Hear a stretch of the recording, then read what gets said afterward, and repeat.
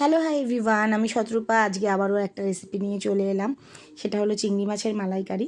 আমার কিন্তু সকালবেলাটা খুব ব্যস্ততার মধ্যে থেকেই যায়, কারণ সকালবেলা ছেলে স্কুলে চলে যায় আর তারপরে হাজব্যান্ড অফিসে। তো তাই জন্যেই আগের দিনই এই চিংড়ি মাছটা ছাড়িয়ে রেখেছিল আমার ননদ। সেটাকে নুন হলুদ দিয়ে মেখে, ওটা শ্যালো ফ্রাই, মানে চিংড়ি মাছ না বেশি ভাজলে একটু আমার মনে হয় রাবারের মতন খেতে লাগে, ওই জন্য হালকা ফ্রাই করে নিয়েছি। আর এই যে ইনস্ট্যান্ট কোকোনাটের মিল্কের পাউডারটা আমি গরম জলে আগে থেকে 5 মিনিট 10 মিনিট আগে থেকে একটুখানি ভিজিয়ে রেখেছিলাম।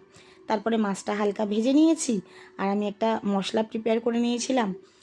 তার মধ্যে ছিল আদা, লঙ্কা আর রসুন ছিল, আর একটু কালো সর্ষে, আর দেখো পেঁয়াজ আর টমেটোটাকে একদম কুচি করে নিয়েছিলাম।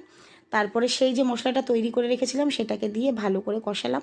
তার সঙ্গে সঙ্গে তোমরা কাশ্মীরি লাল, জিরের গুঁড়ো, ধনের গুঁড়ো, হলুদ যেটা লাগবে সেইগুলো পরিমাণ মতন দিয়ে দেবে। তারপরে ভালো করে যখন কষে যাবে, তার থেকে তেল ছেড়ে যাবে, ওই যে ইনস্ট্যান্ট পাউডারটা, মিল্ক পাউডারটা আমি করে রেখেছিলাম, ওটাকে দিয়ে দিলাম। ভালো করে ফুটে গেলে চিংড়ি মাছগুলো দিয়ে ফুটিয়ে নিলাম 5 মিনিট। ব্যাস, তাড়াতাড়ি হয়ে যাবে।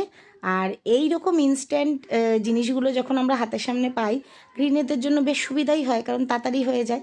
তো তোমরাও কেউ এরকমভাবে করো, মানে ইনস্ট্যান্ট এরকম মিল্ক পাউডার দিয়ে করো। আমি নারকেলের দুধ বের করেও কিন্তু করেছি, কিন্তু এটাও খেতে বেশ ভালো হয়। চলো টাটা, দেখা হবে পরের ভিডিওতে।